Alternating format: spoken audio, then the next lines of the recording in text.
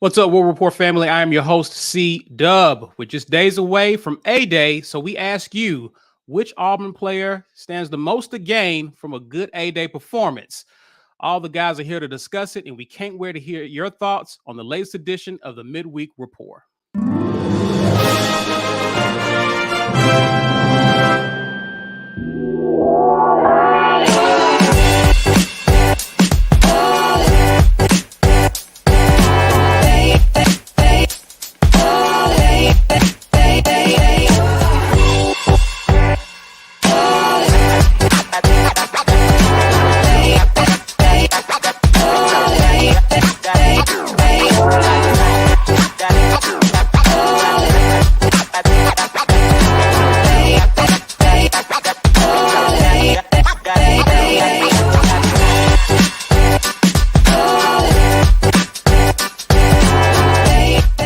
Happy Wednesday, everyone. Welcome to the Midweek Rapport, courtesy of auburnsports.com. Please be sure to head on over there and show them love as they've been rocking with the War Report for quite some time. Shout out to JG Tate and those guys for doing what they do and for supporting yours truly.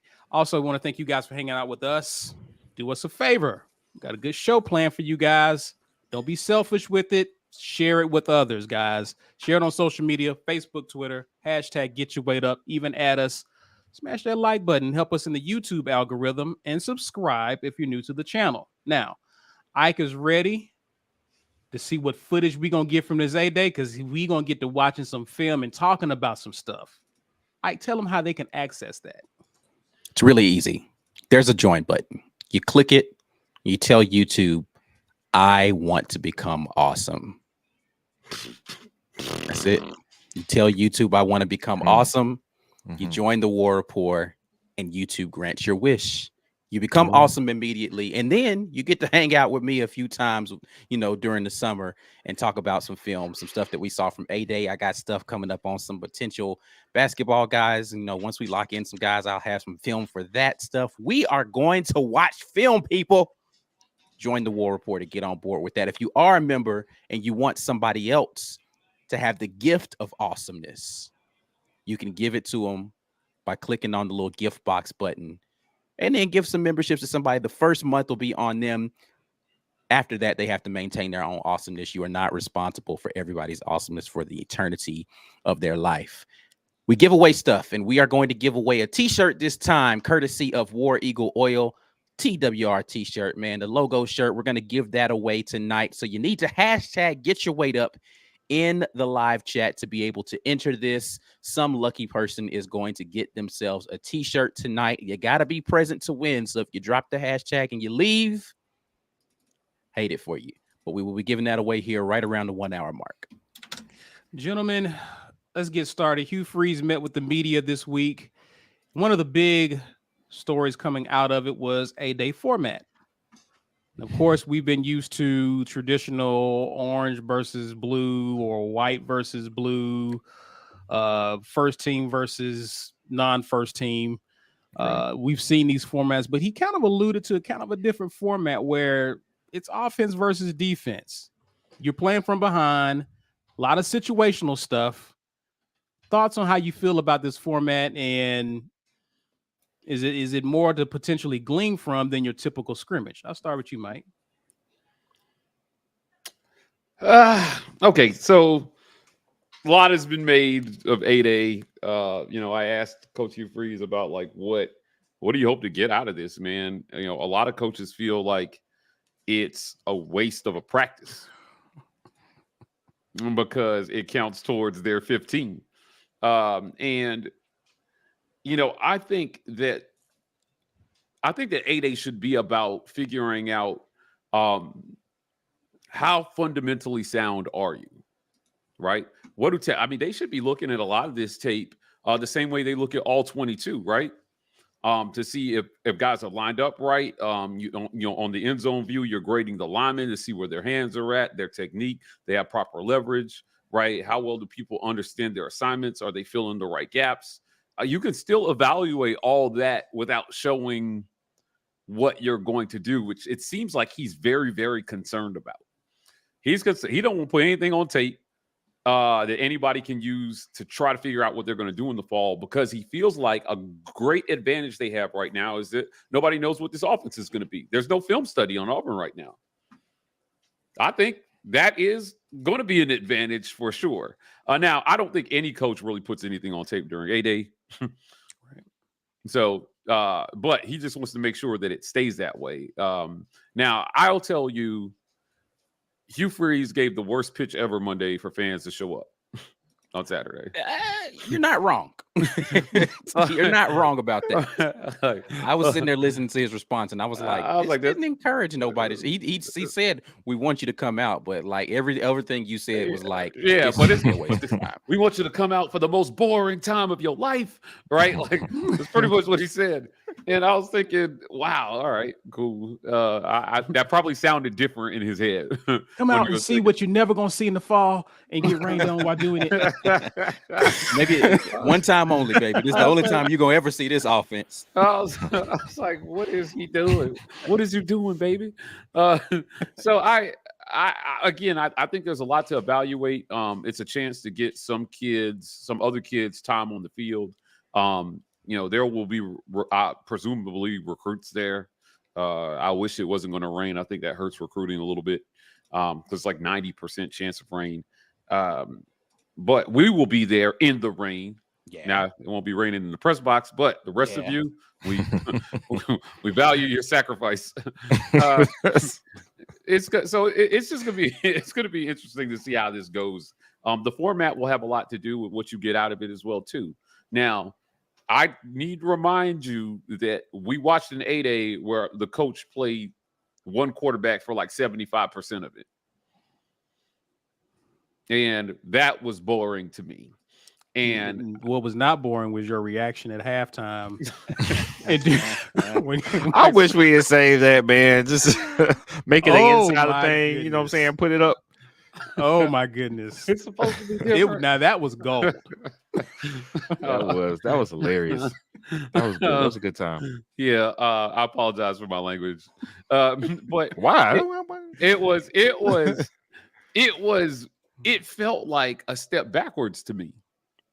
That's what it felt like. It felt like a step backwards. I didn't understand that format. So I'll be interested to see if his format yields more for them and for the fans. And you guys can give your thoughts. But I just hope that there is a chance here to see Holden Garner a lot in meaningful situations with guys who can catch and with a line that can block. And then let's see how the line blocks, because Wesley Steiner said today, I think we posted it to our channel, right, that he feels like the defense has dominated this spring, but then we heard about the offense is dominating the defense at the last scrimmage. There's some interesting things to watch here based on what the players are saying, certainly. I like the back and forth. I like that the offense wins some and the defense wins some. I think that bodes well. A coach is not left with a great feeling either way when one side dominates the other, but it shows that there is the ability for one to excel. And, hopefully that competition is breeding something that we can all be proud of when we watch A-Day on Saturday. So, I mean, there's a lot I don't know, man. It's a lot of this is wait and see, man. Let's just see what this looks like. For sure. What did you make of the possibility of a different format than we've seen for A-Day, and what you hope to glean from that potentially? I mean, I like the idea that he threw out there of, give the throw a number out there, and the offense needs to go and try to get it, right? Like if it's 24 points, go try to score 24 to beat it. And the defense, your job is to keep them from doing that. I think what that does is it accomplishes a couple of things. It teaches you how to, as a defense, play with a lead, right? Like you're going to situationally understand, all right, I've got a lead that I can't surrender. We need to figure out how to keep this lead. It also teaches your offense how to play under duress when you have to go get points. Like we got to score, right? So there's an element of that it allows you to do. And if they're going to be mixing and matching people, it also allows you to do that and let different players experience that feeling. So I'm intrigued by it. I think it's going to be interesting. What I'm hoping is that our defense is good enough that they don't just go out there and score like 4 straight touchdowns and then it's over. It's like, all right, well, we're done. Yeah. You know, so I think it's going to be interesting to see how it goes from that standpoint. So since it's not really, I don't know that they're doing quarters or I don't know how they're doing it as far as time is concerned, right? So I think that's going to be the more interesting piece to it. And then, what's going to be the division of reps when it's not time based. So I don't know. It'll be dope. It'll be dope, Ike, if there was a scenario where they were on their own 30 and they had like a minute and 46 seconds left to see them get down the field like that. That'll be cool to see. And for me, us running a 2-minute offense last year was painful to watch. Right. Mm-hmm. It took us a while. It took us a while to get down the field. And when we needed a quick points, it was pretty much a guarantee we wouldn't get it. So it'll be interesting to see how this offense operates in a 2-minute fashion for spring ball. So I'm looking forward to seeing that. Yeah. B, any thoughts on that? I did have a question to pose, but did you have any different thoughts on this? No, my expectations are extremely low. They were going to be not too high because, again, I thought that the biggest question mark wasn't going to get answered until after spring with the transfer portal. But now that Hugh Freeze was like, "Hey, man, don't expect anything," I was like, "Okay, well, okay, all right, coach." I won't even try to have fun. I'll just put it on the background, looking for the Auburn colors, clap my hands. It seems like, and what I imagine spring is going to be for most coaches is, I'm going to see how much you players can put together what we've been showing you for the last 4 or 5 weeks. It seems to be more of an evaluation tool than a show. And I know fans, it's like a little taste of football, but really it's just like, we just want to see them under the lights a little bit. It's not even full under the lights. It's not going to be 86,000 people there. It'll be like 40, something like that. But it's still, if we're lucky with the rain, right? With the rain, it's probably not even going to be that. But it's still more people. It's on the field in the stadium. They've been practicing. I mean, I know they probably run some scrimmages in the stadium. I know they did that before the center was open. The football center was open. I'm not sure if they've run anything in the stadium. In the stadium, you get to see your face up there when you make a tackle on the big screen. It's like all of that is a new element that the rookies, the people who have coming in here who haven't played here yet, or think about Avery Jones coming from ECU. This would be, I'm sure they play at some good stadiums, but this is still going to be the best home field experience he's ever played. So you get them used to that. This is another step, familiarizing them with football on this level. Now, you see all the lights, you see all the people, you hear all the cheers. Now go and execute what we've been telling you to execute for the last 5 weeks. And don't roll back to the old habits that we've been trying to correct for the last 5 weeks. Do what we've shown you how to do. And that's a good test for all the players. So my guess is that this is more for them. In every spring game is more for that reason than to give the fans something to look at.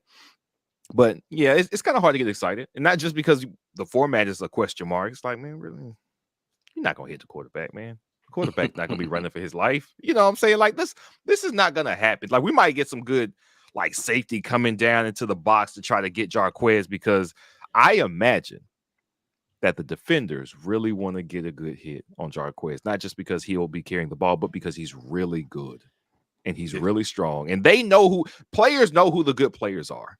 Which is crazy. Like, I think Mike told this story about watching the practice back when it was Petrino and Cadillac had the ball, and somebody like nailed Cadillac in practice. It was Travis Williams. Yeah. So Travis, like, you telling me if that was Trey Smith that he was gonna try to really put that lick on Trey Smith? It's like, nah, I don't want to hurt you, Trey Smith. That might Cadillac.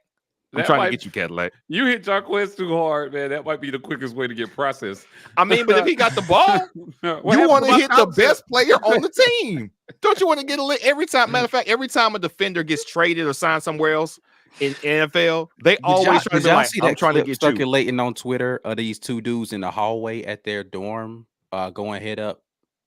No, why would they do that? So. Why would they do that? Let me go find that clip and share that, bro. That was crazy. Yeah, I mean, listen, Jarquez is. I don't think Jarquez is gonna. They're gonna keep Jarquez out of harm's way. And Hugh Freeze has already said this is the best back he's ever coached, and coached him down yet. So they're going to protect him like he is gold in Fort Knox, man. In a team with a bunch of question marks, the one dude that you have that's not a question mark, you got nothing to prove this spring. And so the last thing you want, I think, is some overzealous third stringer trying to get a hit on Jarquez, and then he comes up with an ankle injury or something. Well, the third stringer wouldn't be out there facing the first team offense anyway. It depends on how they mix and match. Yeah, right. It depends. Yeah, it really so, does depend. You know, Because listen, they have been listening to the players very true to their word about mixing it up because again, Mike referenced Wesley Steiner talking today. He's like, yeah, it's not really first string, second string. He's like, I guess A, B, like they're rotating people. They're rotating a lot of folks. Josh Aldridge has talked about they're gonna try to play 8 inside linebackers. They are truly just putting people out there and being like, hey, this is your turn. Go get it. It doesn't really matter who you're lining up with. And I think that the more I hear players talk about it and the more I think about it, I think the reason that they're approaching it this way is to keep people from feeling like I don't have a shot, I'm transferring. Right. They want to keep as many of the talented guys as they can in-house. So they're not giving preference to anybody. They're just like, everybody's got a shot. So you're just going to play and we're going to play you with this guy. So just when you thought this guy was first string, tomorrow you're lined up next to him. You're first string today. Congratulations. Let me see what you do. And in the media viewing period, that's pretty much what we've seen. Yeah. We've seen them, put weird combinations of players out there. So today they had what's the guy's name? The freaking offensive lineman. Gosh, why is my brain Stutz not working? Yeah, Cameron Stutz was out there today, right? Like Wesley Steiner was out there today. Nobody is sitting here saying I really think Stutz is going to be a starter this year, but he came to the media. I think so. Is he? I don't know. Yeah, I don't know. Well, the point I was trying to make about the ones not being on the field with the threes is if you need to evaluate your ones, how well can you evaluate them facing guys who probably wouldn't, to this point, haven't been notable in spring practices? Like they're not going to be out there by themselves, though. It's not like it's going to be a bunch of threes. It's going to be like 1 or 2 of them. Then with some guys who are probably 2s. I'm just thinking, again, in a team full of question marks, you got one guy who's not a question mark. He's got nothing to prove. So why test him? Ike and I were talking about this, about the the shortened NFL season. Right, like preseason. A lot of right. Well, again, I'm just saying season. Right, they said 4 preseason games and then 16 games were a lot of players feel like it was too much. So what is the point? But Ike's point kind of was, hey, if you are a solidified starter, you absolutely feel that way. If your job's not in question, if you're trying to make a squad, you want those extra opportunities at those reps, so Jarquez Hunter would be on the solidified starter deal. I mean, he didn't care about A-Day. He didn't care about putting on a show for anybody. He cares about Saturdays in the fall, as does Hugh Freeze and staff. So, but those other guys that are still uncertain, which is a lot of them, they do care because spring is 15. These 15 practices went by fast. Yeah. Man, it feels like the shortest spring ever. It always does. It always does, man. When you think about it, these spring practices go by really fast. Gus used to run a practice after A-Day. I don't think that's happening this year. It was 8A and then one more practice to kind of like put a wrap on things, which I think makes sense. But I don't think they're doing that this year. And I think I don't think they did it under Harsin either. Right. This is why Hugh Freeze's idea, like, listen, if we're going to waste the practice, let's scrimmage somebody. Let's raise some money for some charity. Let's do some good. And that's what it feels like. But I feel like a scrimmage against another school would not be a wasted practice. I think it's helpful to test yourself against somebody who doesn't prepare against you every day in practice. Right. Because that's what it simulates a little bit of what you're going to do in the fall. But my only comment would be, you don't really declare, like, I don't know, man. I just hope that a scrimmage against another school, if you lose because you're not doing what you normally do, doesn't create any biases. Preseason and stuff like that. Yeah, for sure. It will. Yeah, I was about to say it 100% will. It will. Oh my goodness. They lost to Troy. Yeah, right? Lost to Troy in the preseason scrimmage. They're going to be terrible. I don't know that the media necessarily, well, some media will. The media is a very loose term these days, but social media 100% will. Yeah, it's gonna be nuts.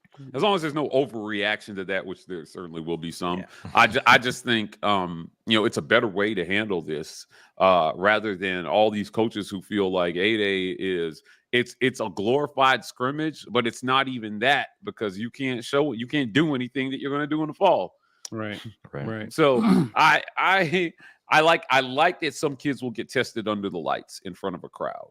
I will die on this hill. It's different, man. Doing this is different when there are 30,000 people watching you versus, the coaches at practice and a few media members.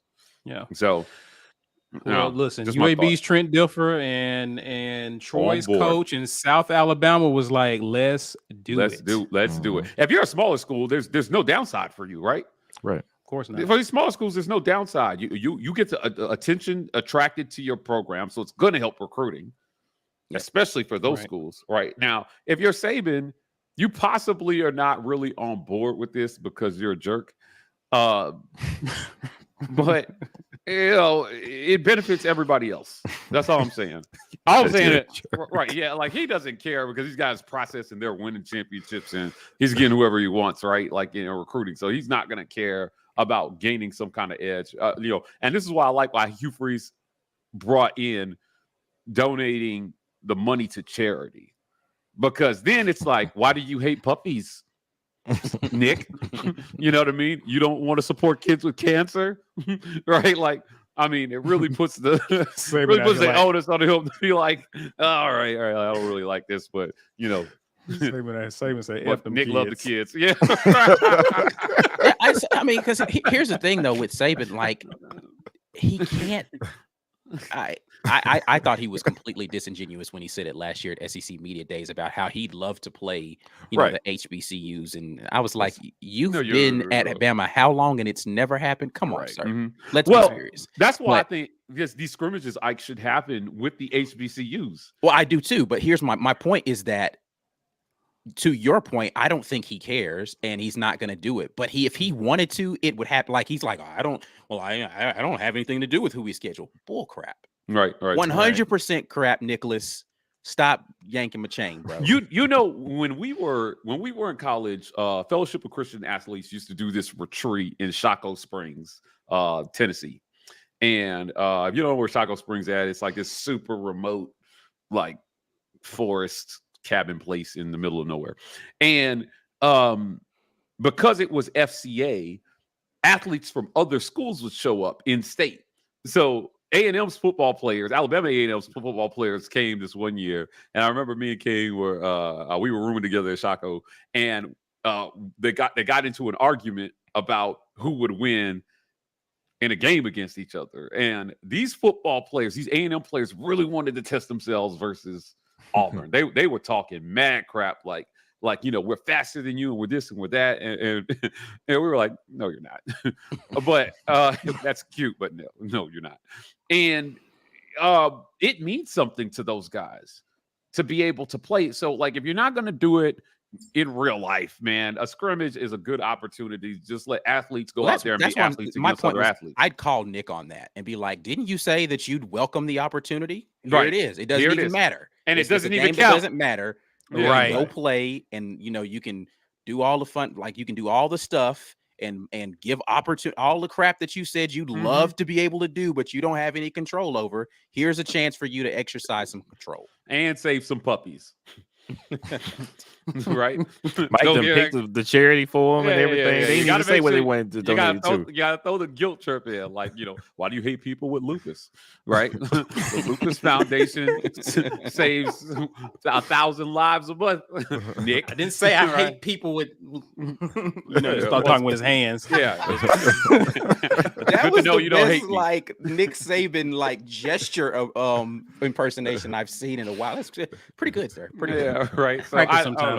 You gotta add the guilt trip factor for Mr. Saban, so you can make sure you can't back out. But I just think it's such a good idea, and Ike and I have committed to openly campaigning for this at SEC Media Days. We asked every single coach a question last July at Media Days, and this year we're going to ask every coach, hey, Coach Hugh Freeze wants to scrimmage real life schools for the spring game. If you're in would you Mississippi, support there's this? 532 community colleges. You can scrimmage one of those. One of those, right? So I just why think are there so many interesting. community colleges in Mississippi? Why?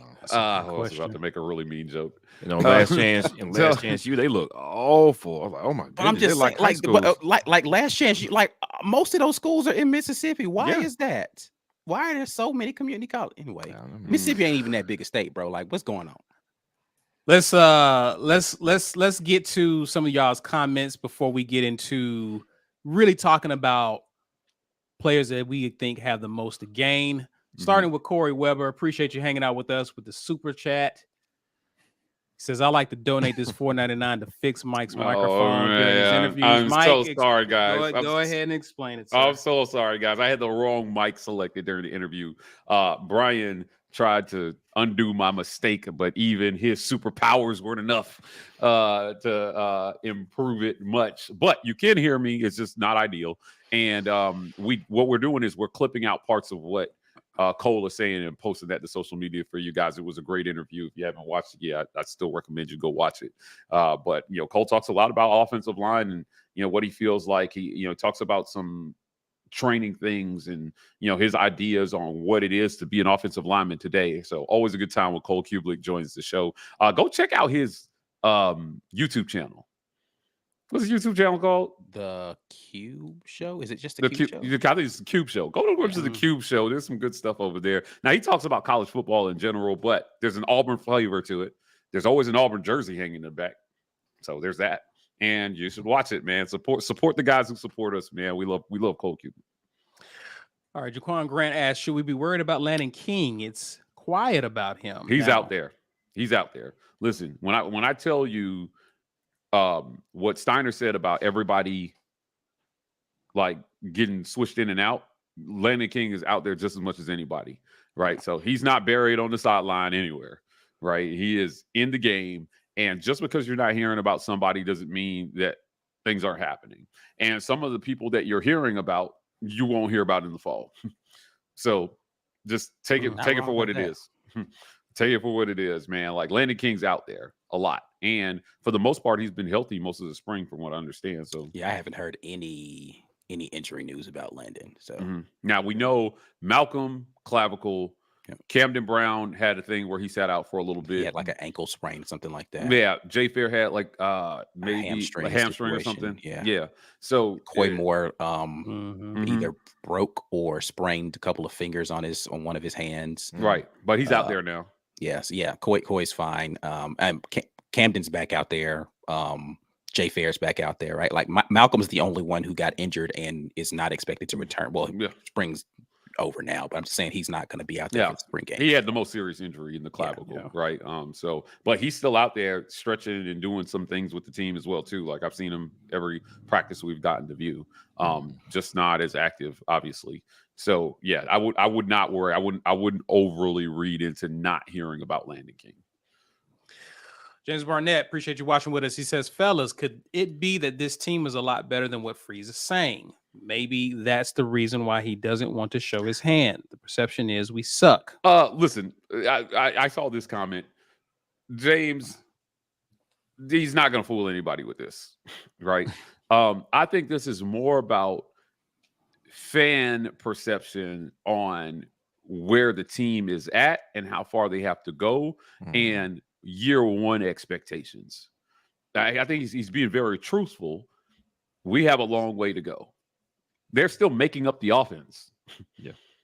So, yeah, they've got a long way to go. He talked about teaching things differently, and there's a lot of things that they're trying to pull together, and I think that he is preaching realistic expectations. So I'm telling everybody right now, as far as the way I'm taking it, realistically, I expect 11-1.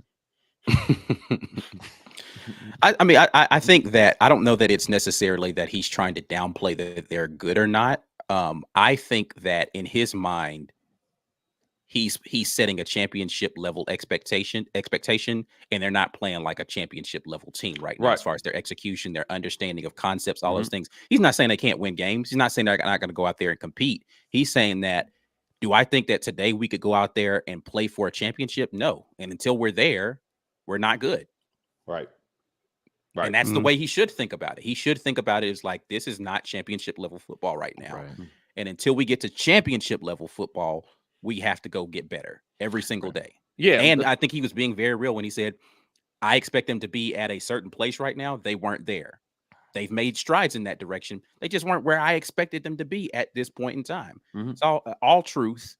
But I do think it's more so about, to Mike's point, somewhat fan expectations, but also, I don't really want anybody to know what we're going to look like as far as like scheme and personnel, and none of that stuff should be displayed for you guys today. So we'll wait and give you a taste of that, but we just want to see guys go out there and do stuff like line up properly, tackle fundamentals when you get to the point, right? Like catch the ball when it's thrown to you, make the sight adjustments, make the reads at the line of scrimmage, make the right adjustments with the pocket protection, like all of those things. But what combinations of people we're going to throw out there, what freaking routes we're going to run, or their special packages, y'all ain't seeing none of that. Right. D-Lev says, let me say my War Report brothers ask the best questions during these interviews. Y'all keep them on their toes. Keep up the great work. Yeah. Thank you for this. We put a lot of thought into our questions. And we put a lot of thought into our backup questions as well, too. Because sometimes somebody asks your question, but they ask it in a shitty way. And so you didn't get it. So you got a shitty answer. And like, you're like, okay, but we gotta circle back around to that. So ultimately, we show up to these things for you guys, right? So that fans get answers to questions. And when you guys show up to these live shows, your comments fuel a lot of the questions that we ask. Because it tells us what you guys really want to hear about. So we ask those questions. So thanks to you guys, because without you, we couldn't ask good questions. This is why you should comment. Give us your thoughts. Give us your thoughts. It might make it to Hugh Freeze. So you know what? One of you guys gave me a question for SEC Media Days last year, about the defense. And I asked it to Harsin. So, keep that up, man. We definitely value the engagement. It helps us a lot. Schwartz says, at the Rural Report, for those of us who aren't in town, let alone in Alabama, sobbing, missing home, how can I watch A-Day? I believe it's going to be on the ESPN Plus and SEC Network. SEC Network Plus. Yes, basically it's the app. So if you don't have the app, or the online app experience, then you're not going to be able to watch it just on regular television. So get the ESPN app, and if you have cable, then you can log in through your cable provider. Otherwise, you got to get a subscription to ESPN Plus or borrow somebody's password. Now, that's what Same community is all about, right? Your man's in need, give up the password. For sure. Do it. For sure. Greg Reed says, aside from preseason, I had an absolutely terrible joke there. Yeah, I felt it coming. Yeah, I was glad you were there.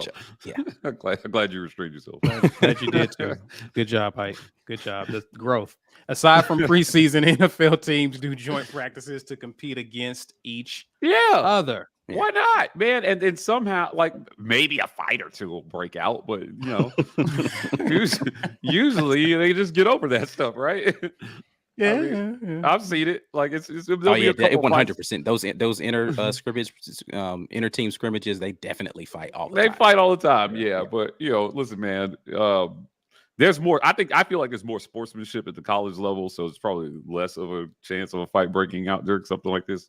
But there's no sportsmanship at the collegiate level. Look at what these ladies are out here. No, I'm joking. I was waiting for it. Joking. I was waiting for it. So I feel like there's no compelling reason not to do this if you ask me. None. Yeah. Zero. Yeah. No compelling reason not to do it. Yes, there's no compelling reason either to go to the Rogue Shop too. Use code Rapport. I guess there is lots of compelling reasons. Caesar. Yeah, you know what I mean. Not to go to the Rogue Shop. I meant. Okay. Use code Rapport. Shout out to them. I definitely wanted to use that in reference to Mike G while he's here. Guys, you're watching the Midweek Rapport. Share this on social media, like, subscribe, help us out, guys, in the algorithm, and let's boost our numbers. Let's help us get to The day when we was praying for 10K. Now we're looking at 20K. Ain't God good? Do that. Help us out, guys. Let's pay some bills and acknowledge some sponsors. This edition of the War Report is made possible by our generous sponsors. AuburnSports.com. For news and notes on all things Auburn sports, head over to AuburnSports.com. Athletic Architects. For young athletes looking to secure their financial future, let Athletic Architects help you to build your financial house. Head over to BuildTheHouse.com. And our giveaway sponsor, War Eagle Oil. War Eagle Oil is your #1 place for all of your motor oil and related products. For more information, visit WarEagleOil.com. Absolutely. Thank you to the sponsors of the War Report, and thank you to those of you who have decided we need some I have decided t-shirts for the War Report family, who have decided to take the plunge into membership with the War Report. And you guys, we're trying to give you the most benefits possible. A lot of film review coming post A-Day, so be on the lookout for that. You got to be a member to do that. $5.99 gets you to that patron level where you can rewatch it anytime you want to.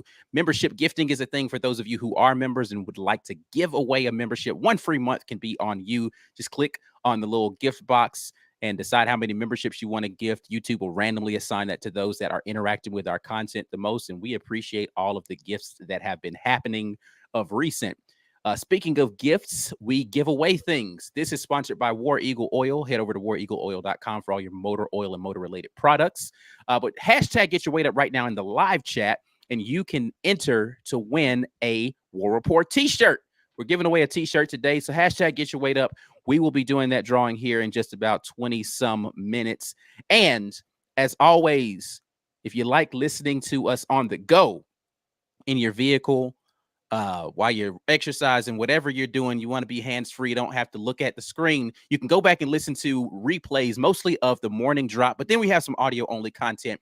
Auburn Express is where we are on all of our podcast places, powered by the War Report. Listen to that audio content. Stay up to date with all the things that we are doing right here with the War Report on pod. All right, gentlemen, before we get into it, let's grab a super chat from Oda Smith. Appreciate you, man. He says, Rush Pros hired as Pell City's head coach, my hometown. Some people just don't learn. But okay. If you really, really need to be decent at football, you'll get anybody. You'll just do anything. Yeah. It's just, you know, morals be damned. Hire them. Yeah. There it goes. That's how the game go. SS Austin says, y'all see this visitors list for A-Day. Yeah. What thoughts on that, sir? Yeah, there are some. They're doing work in recruiting. For sure. I'll just leave it at that. Like, they're doing work in recruiting. So, you know, A-Day is a good, you know, this is why the rain sucks. Right. Yeah. Because, you know, it would be such a great opportunity to simulate a game day experience for recruits. Right. In the spring. Yeah. And for them to feel what it's like. So I hope they can come up with something creative to still kind of give that whole deal. I mean, we got this massive video board up in Jordan-Hare, and they've got beautiful facilities, and you've got a performance center, and recruits were coming in today, even as I was leaving the performance center after the player interviews. So hopefully they still find a way to make that. But I just feel like, similar to going to Neville, there's nothing like a packed Jordan-Hare with a bunch of screaming fans, and, you know, kids start to envision themselves, you know, on Cadillac's recruiting trip. They put together this video on our little board at the time, but it was big at the time, right? And it was a video of, like, all the great Auburn running backs over the years. And at the end, they had a video of him, and they, like, superimposed a jersey on him as the next great Auburn running back. And it was, I bet in hindsight that looked trash. right. Yeah. Wasn't no Photoshop yet for real. It was probably terrible. You know how you know the awful graphics that they were doing on the horses, those ones that look like a 5-year-old drew it. They probably look like that. But like our graphics did last year when they were doing those recruiting things. Yeah, they were awful. But he was standing in Jordan Hare by himself, watching himself as the next great Auburn running back on the video board, man. And there's something about simulating Walker things. White's experience. Right. Right. It's something about simulating that experiences inside the stadium that is very effective recruiting pitch. So I just hope they can come up with something creative, man, in lieu of the weather. Or maybe we get lucky and the 10% chance that it's not going to rain just happens during the time that they're out there for A-Day. But I hope that fans still at least give it a shot. Yeah, for sure. For sure. What you call it? Coach Hugh Freeze is really good at like signaling to recruits, like in every opportunity he can, that he wants them to come to Auburn. It's like, it's gonna make another joke that probably won't be. Never mind. I'm gonna go easy on the jokes tonight. Continue. Well done. Well done. It's probably for the best. Yeah. All right, guys. You know, if I stopped myself, it was bad. So yeah, you're right. Gentlemen, talking about A-Day, let's talk about the guys who will be participating in A-Day. I know you got some guys in mind that really stand to gain the most, assuming that everything works out weather-wise. The coaches get to do what they want to do in terms of the type of format. Players get a chance to get out there and do some things. Who needs this? Who stands to benefit and gain the most from a good, strong showing under the lights in Jordan Hare on Saturday? I'll start with anyone who wants to go first. Who wants to jump out there and throw a name out there? I think one of the obvious names is Holden Garner. I think as a guy who took third string snaps last year and is competing against two guys who both started games last season, I think a strong showing puts a lot of pressure on the other two to step their game up or fall behind, because somebody's going to transfer after the spring. Yeah, somebody's out of here, and if he has a strong showing, he's essentially saying, "Not it." Somebody else transfer. I ain't going nowhere. So it's going to be interesting to see. But that's name number one on my list. And I know quarterback is pretty obvious to go with, but Holden Garner, I didn't want to see him fall into third string duty this spring. Yeah. I wanted to see him get a chance to show what he's got in meaningful snaps against some of the best defenders on the team. And given what we've heard about the defense, seeing it on, make some good throws on DJ James and Keontae Scott and those guys, and woo, man, you can gain a lot from that, I think, in a pressure situation with fans watching. So, yeah, Holden Garner for me. What do you think you expect to see in terms of the passing game? I'm a little reluctant to choose a quarterback because right. I'm curious about how they're going to bring along the offense, particularly the quarterbacks in this situation. They obviously will throw, but I'm curious what you'll see.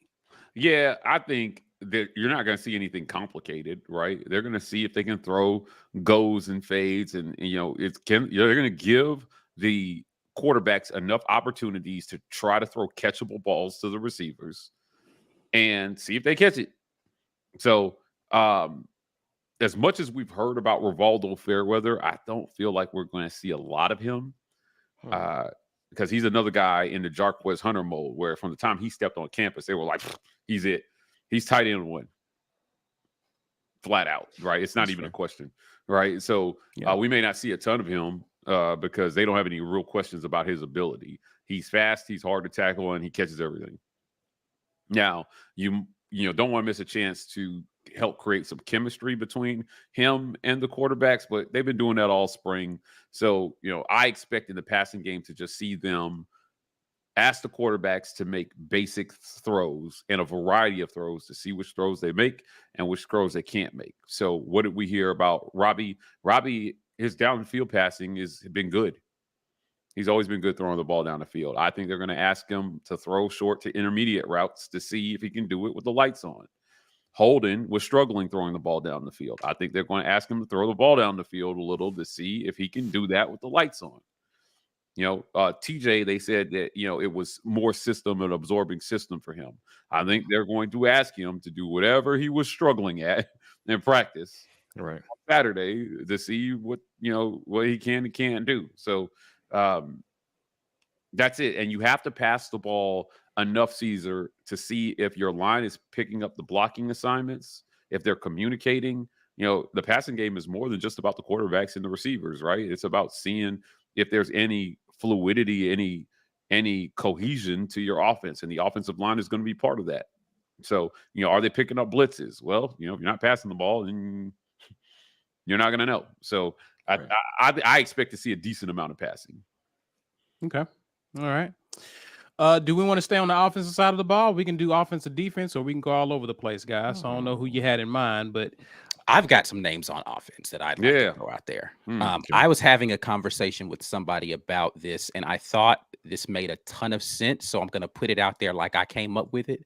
But that's how you do it. That's how you do it. When I got the microphone, that's what I get to do. Yeah, man. But what the conversation was is that when you have a new coaching staff in with a team, they want to put an investment in guys that they feel like will be there multiple years because they want to be there multiple years, right? And if a guy so the reason why that matters is, let's say that there's a freshman sophomore with 2, 3, 4 years of eligibility there. And as far as playing ability and where they are with the offense, XYZ, they're on the same level with a senior with 1 year of eligibility.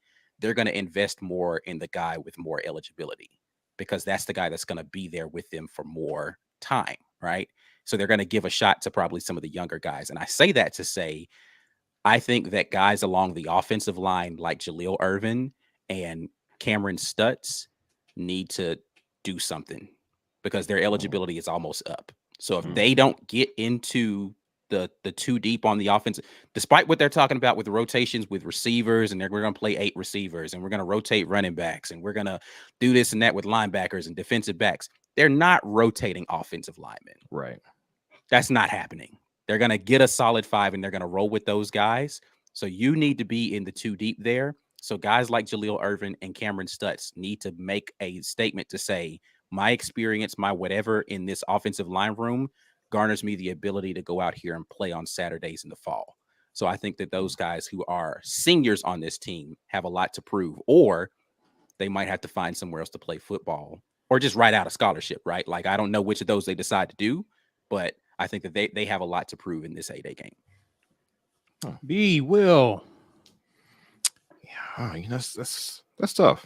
Because I'm thinking about that now, and I agree. You want to get your younger guys more reps because they're going to be the better investment. But then again, I know how coaches lean towards experience when it comes to players, because even I don't think this staff is going to be that way, though. I think they're going to go with talent. And then if it's even, they're going to go with the younger guys. Okay. Yeah. So the reason, if you put I'm not even thinking about offensive linemen necessarily right now. I think that's one where physical ability it probably makes more sense to be physically prepared to play the line than it does. You wouldn't put a freshman out there who still has some learning to do over a junior who's just okay, because it's like, all right, look, you having some learning to do physically, you can't hold up to this. So I need the guy who's sturdy to stand in there, even if he's just okay. All the other positions, though. I don't know, man. I don't know. I think we got some question marks at wide receiver. Not that we don't have guys who we think are good or could be great. None of them have done it because none of them have really been part of a good passing game. So I think it's, even for guys who we expect to be good, I think Camden Brown can prove something in A-Day. I think Jay Fair can prove something in A-Day. And if it's really true that everybody's been getting reps and nobody is above reproach yet, then what has either one of them done that makes them untouchable? Nothing. There's 2 untouchable players on this team. So far, I think that's Jarquez Hunter and probably DJ James. Mike thinks Fairweather, which I agree Fairweather, because no other tight end can do what he does. So, yeah, he's a mismatched nightmare just off of his physical ability. But everybody else, you haven't done anything. And not that you couldn't, but what have you done? Even, and mostly, again, you haven't been a part of a dynamic passing game because we haven't had one. So I think these guys want to get out there and ball, all of them. And I think they all need to, because one thing that can come from A-Day that we haven't talked about, NIL opportunities.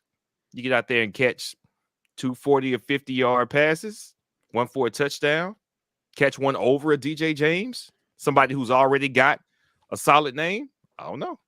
That might not do much for, maybe you were always going to get the number one wide receiver slot. Maybe Camden Brown was going to be that dude, whether he goes out here and shows out or not.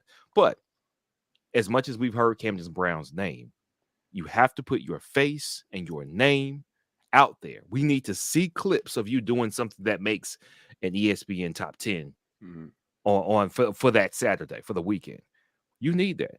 All these players need. Now, you're not going to be able to do that on defense. You will not see an A-Day defensive play on SportsCenter. Absolutely will not. But with that SEC, what is it, like the SEC network version of College Game Day? When they do that and they're visiting all these spring camps, and Camden Brown is the A-Day MVP with 5 catches and 200 yards because he went crazy.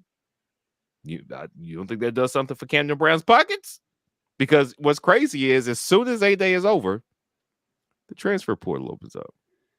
You don't think somebody want to go out there and ball out and be like, hey, on the victory, let's talk numbers. Get my bread up, because I showed out on the 1s, 2s, and the 3s. What's up? That's something I hadn't thought about before. But I want to see the wide receivers, just because they haven't. That's the biggest question mark to me. Wide receiver. Bigger question mark than offensive line, because we brought so much experience in an offensive line. We still don't have a ton of experience at wide receiver. And I think that has me. Worry is not the word. I just want to see it come together. But my only comment about the NIL thing is that a lot of these players really don't understand what makes them marketable. And so, to B's point, go out there and do something that makes SportsCenter. Regardless of, you know what I mean? Go out there and do something that elevates your name in a way. You may have one catch, but if you go out there and Odell Beckham a ball, you know what I mean, with 2 fingers, and people are like, wow, he caught that with his thumb and his index finger, right? I think, shut up. Like Isaac is 3 years old all the time. Literally, I'm not even listening. Maybe 8 years old. So I think you're right. I think there is an opportunity for some kids to go out there and kind of make a name for themselves. Now I don't run on the victory, so I don't know what things they value or how they're determining the market value for these kids, right? But it can't hurt you. Right. To go out there and do something spectacular that makes SportsCenter, because ultimately, you're right, that does make you more marketable. Right. It's crazy how many of them don't leverage their social media. Right. They don't do things that would make their NIL more profitable. A lot of these kids think, if I exist, I get paid, and that's not the way it works. So, Caitlin Clark and Angel Reese would be 2 perfect examples right now. All right. Both those girls are benefiting from all this drama. Yes. Yeah. Their NIL probably is just went nuts right now.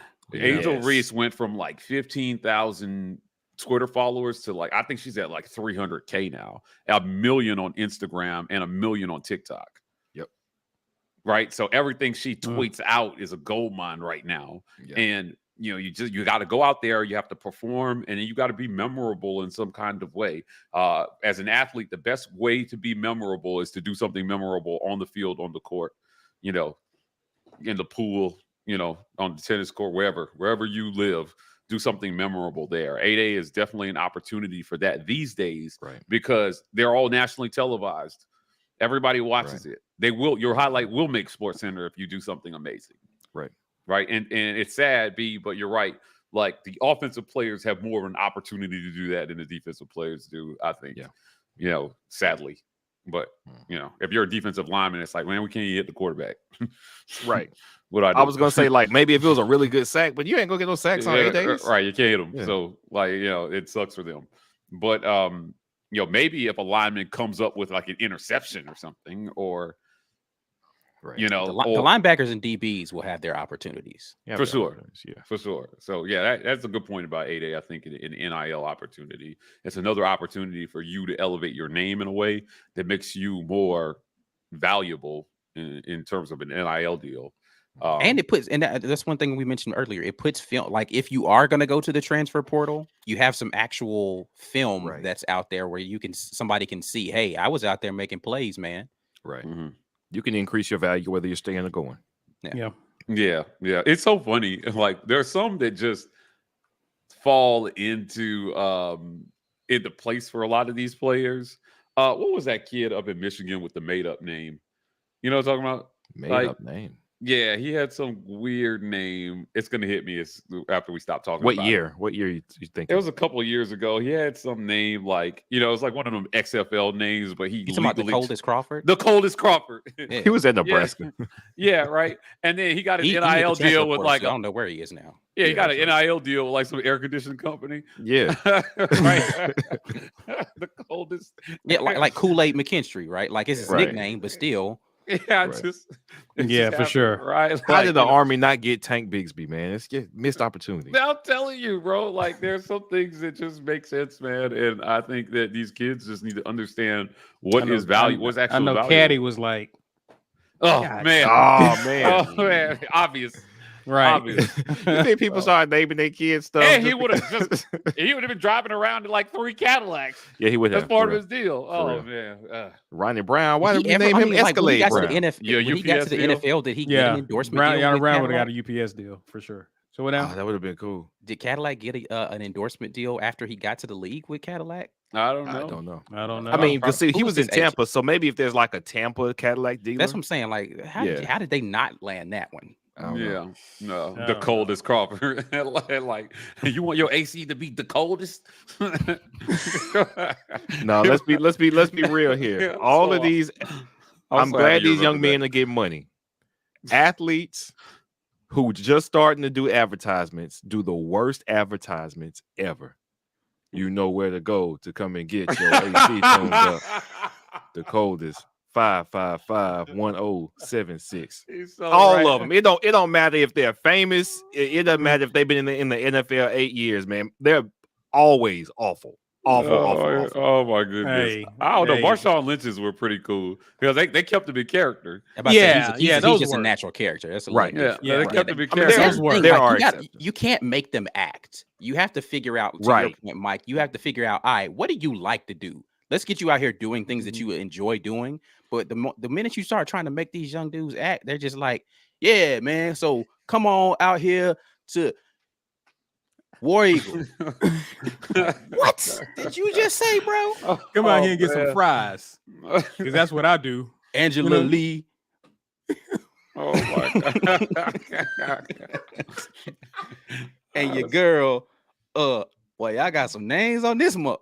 It was interesting. I was the coldest. If you didn't get that inside, Charlotte McGay, Angela Lee, and your girl DJ. That's funny. Y'all got some names on this month. That's pretty funny. That was funny. That's funny. All right, Auburn Dad for Life says the War Report content has kept me sane over the last week and 2 days. Thank you for all you guys do. Long time subscriber. We love Auburn Dad. Yeah, man. We love you, sir. Hopefully everything's going well with you. I think it's his son, right? That's in the hospital. Think so. So our prayers to you, man. Hope all is well. Yes, we keep doing this for people just like you, man. Love you. Appreciate you. James Barnett says, fellas, is it true that Robbie has some kind of cleanup on his shoulder after this past season? So is that the reason for the shoulder soreness? I don't know, and even if I did, I wouldn't say unless he said. Yeah, I don't think he had any surgical procedures, but he had. I mean, it's been very publicized that he's been having shoulder issues. Right. Yeah. But Hugh Freeze did say Monday that he was pretty close to back to 100%. So and he had a really good practice since we started hearing about the soreness. So. Yeah, I'm going to assume it's a non-issue until otherwise, because he's going to have a lot of time to rest it up here in about a week. Oda Smith says you guys should 100% do call-ins on your live show. We go back and forth about this. Yeah, like we might do some sort of member only call-in thing, but I ain't just letting random people talk. Yeah, some of you guys, we're like, yes, we absolutely want to hear from our community, but yeah, there's gonna have to be a screening process. Because if you don't, I don't know, I cringe. I can't speak for everyone else here, but it's just, I don't know. Yeah, see, like the thing is, like, I don't have like the decorum of some of these other people who are just gonna let you talk and then bro, like okay, yeah, nope, we're done. Cut that music on. You remember that season? Yeah. Facts though, facts for sure. All right, y'all, we're at the hour mark. It is time to do the drawing. We are giving away a t-shirt courtesy of War Eagle Oil. Hashtag get your weight up in the comments. Probably won't have a chance to do it at this point because Ike is here and he's drawing. Yep, I'm on it. Let's do it. I don't even think it came up before he hit draw. Yeah. He started rolling it before he pulled it up. Brad Browning. Brad, you've won something before, but it's all good. We told you we was resetting it. So, Brad, if you're here, what's up? Yeah, I'm looking. Brad commented just 4 minutes ago. He's here. All right. And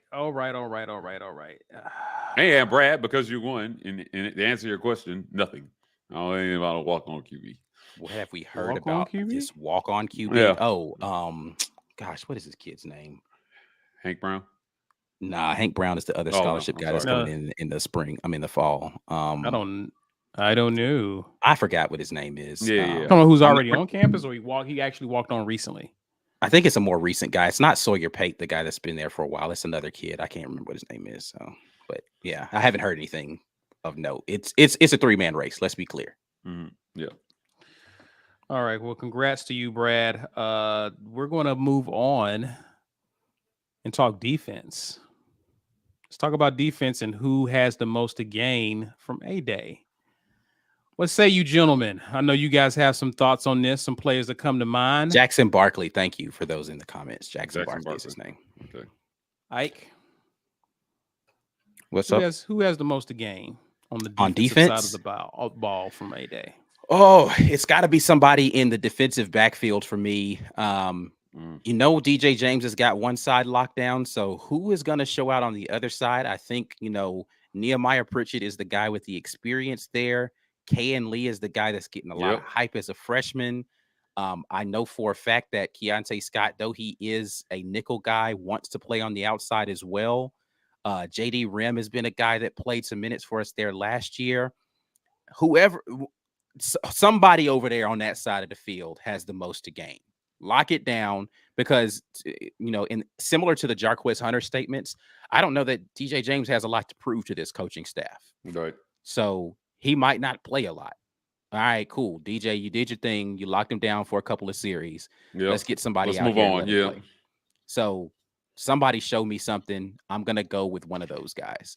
And I think it's a 3-man race over there on the other side between Pritchett, Kayan Lee, and JD Rim. I think those are the 3 probably main guys that are going to be outside. JD Rim, he's out for the rest. He's pretty much. Oh, that's right. He is hurt. He's hurt. So he's hurt. It's going to just be those 2 guys. Actually, I think Keontae Scott's going to get an opportunity to play outside a little bit. But yeah, it's Pritchett versus Lee is what I think it's going to be boiling down to on the opposite side. Okay, Mike. Everybody in the linebacker room. That linebacker room is one big ass question mark, and there is not a lot that proven guys here. Right, none of them have proved anything here. So, we talked to Steiner today. I think he could benefit a lot from A-Day. Toland, DeMario Toland that came in. He's another guy that transferred in with he had a lot of hype where he was at, brought that hype with him to the Plains. Hugh Freeze has at times praised this group, but man, I'm telling you, this is going to be one of those things where linebacker is going to be, whether this defense can be great or not, is going to come down to whether the linebacker room makes the jump that they need to make. And I still think on A-Day, you can show that your assignment and gap sound, no matter what they're running. So take good angles to the ball, tackle well, and make plays, drop back in coverage, know your assignment. It's hard, man. When the second level of your defense is soft, the first and third levels are harder to play. In my book. So a lot of things open up when you can't stop the run with your linebackers. Life gets harder for your DBs, right? Play action becomes a thing. It's just a lot, man. Linebackers are so integral to having a solid defensive scheme. And I just think when your linebackers aren't good, you're going to give up a lot of points. So the linebacker room to me, because I think they're going to rotate. And the reason why I say that is because no matter like what you think about the guys in the defensive line room, they're going to rotate a lot of guys on defensive line.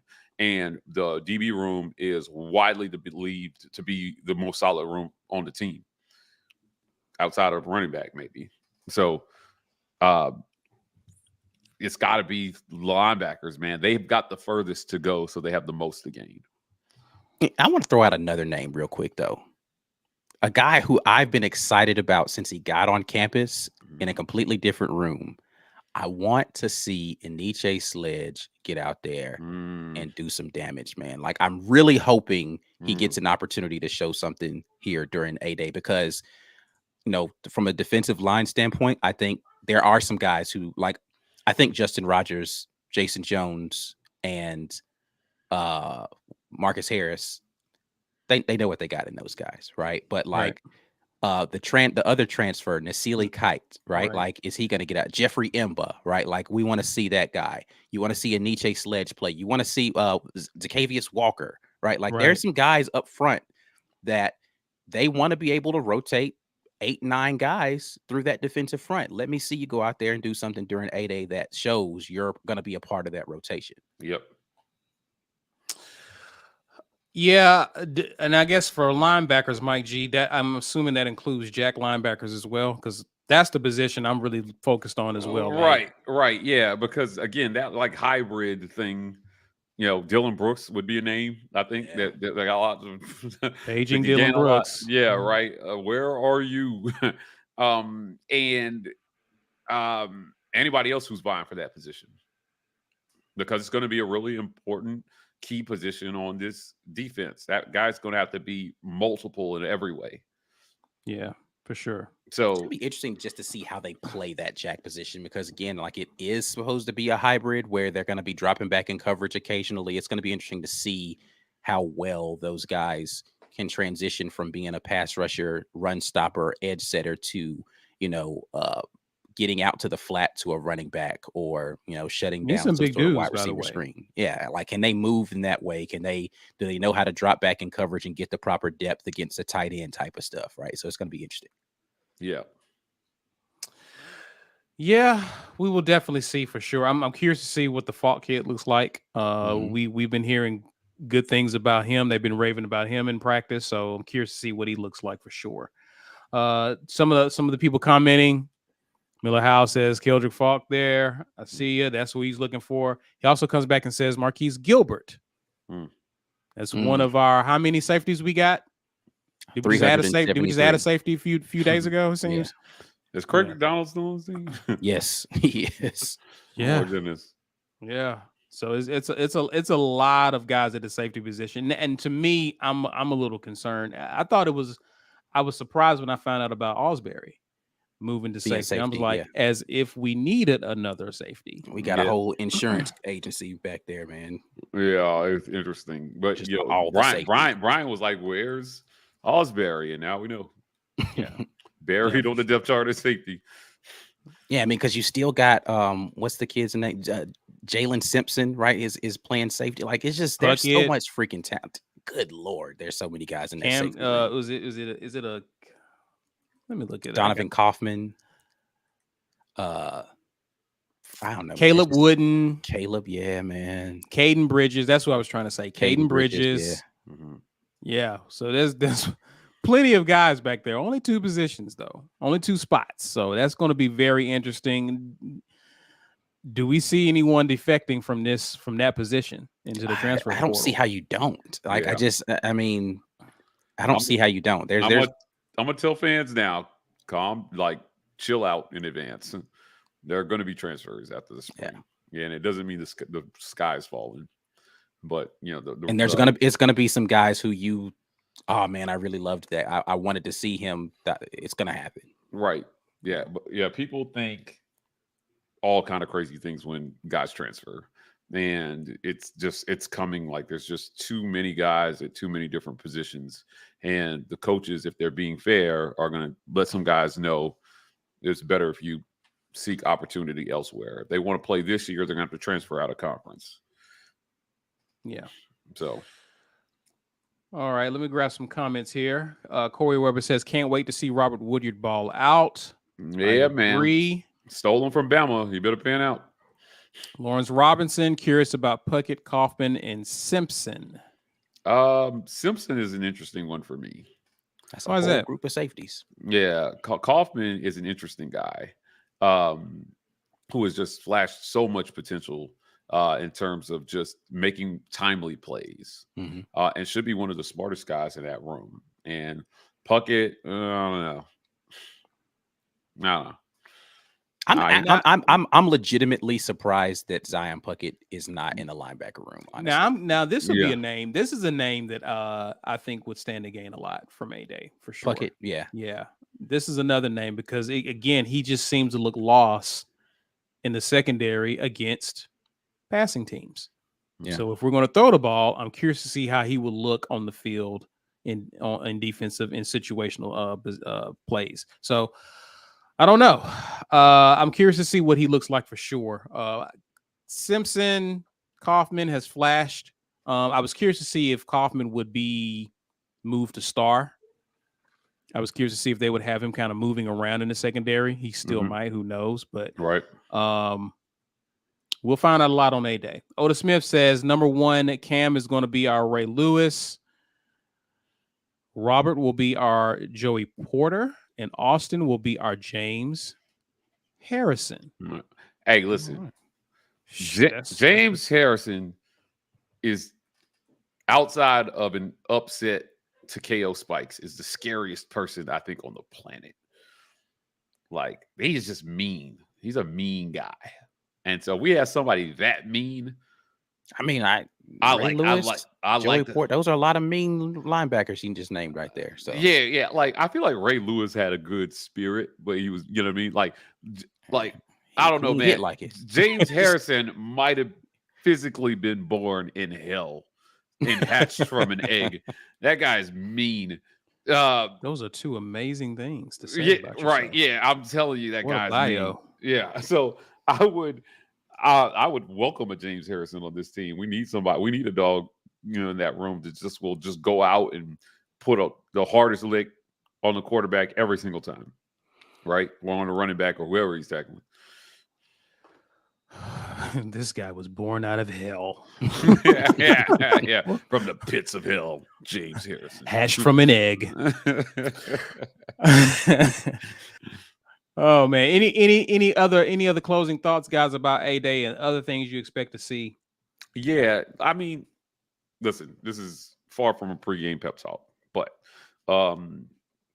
A-Day is important, and if you're a fan and you're in the Auburn area, you should show up. Right? If you want this program to do well, show up, because it's going to mean something to the players giving max effort.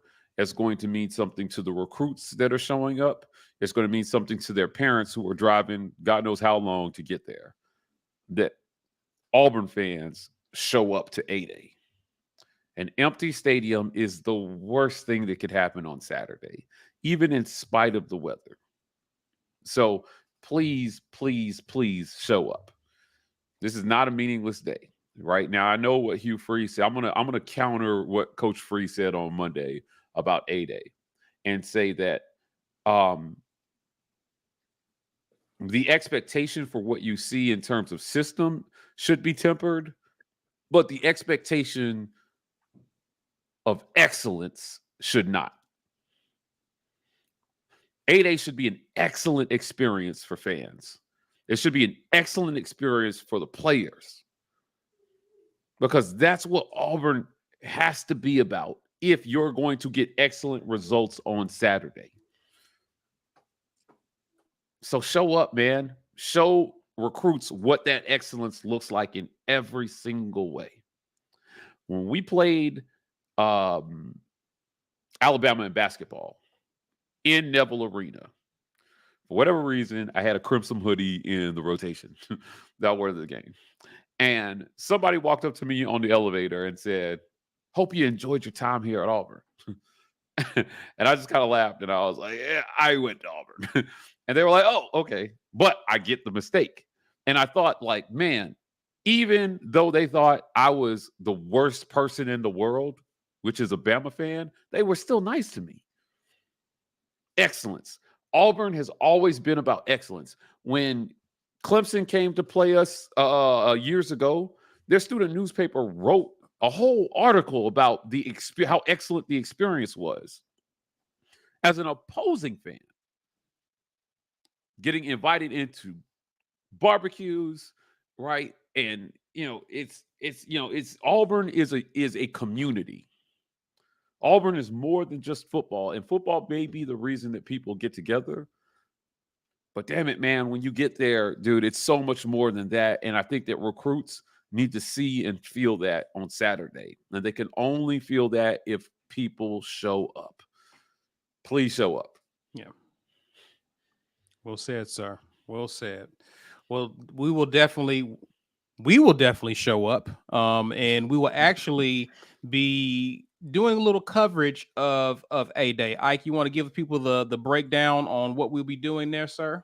Yeah. So we always, for those of you who are uninitiated, the War Report has a game day experience like no other. Yeah. Right. So we do our pregame previews.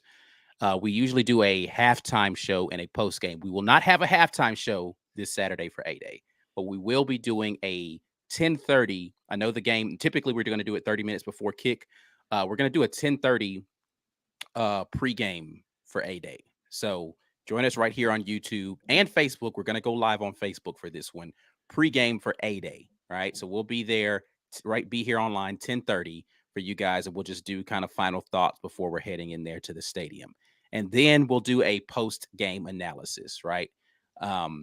We typically lock down the chat for those to members. So you have to be a member to be in those post-game chats. Haven't decided. I think A-Day will probably just keep it open for everybody. But typically our halftime and our post-game is going to be members-only chats. Just giving you guys, if you haven't been here for us during the actual season, that's how we typically run through game day. But we'll do a pregame, we'll do a postgame, but 10:30 Saturday, and then postgame at some point in time, once everything's kind of settled down, we'll do a postgame wrap up. So you guys be right here with us, and we'll get you guys some final thoughts from A-Day on Saturday. So make sure you're locked in with us. But outside of that, man, you guys know what to do. Click the join button. Come on board as a member. A-Day, man, it's almost here, and we're gonna have film, and you guys know I like to watch that film. So if you want to know WTF is going on, you got to watch the film with me, right? So got to be a member in order to do that. Come on board with that membership. If you are a member and you want to gift a membership, you can do that from the live chat right down there, and let somebody else have a free month of the War Report on you. You didn't get a chance to win today, thewarreport.com is our website. You can go purchase something, and you can help support the War Report in a financial way in that way. And then, of course, you can rock with us on our podcast, which is the Auburn Express, powered by the War Report. And we surely appreciate all of those listens that you guys are giving us over there. Guys, and as usual, you can share this content on Facebook, Twitter, using the hashtag there. Also, at us, smash the like button and subscribe. You can find us also on Instagram, in addition to Twitter and Facebook, at The War Report, and we are TW Report on TikTok. So for now, guys, we will definitely catch you on Friday with the morning drop there. We'll catch you this weekend for A-Day weekend. Until then, enjoy the rest of your week. And as always, War Eagle. War Eagle. War Eagle.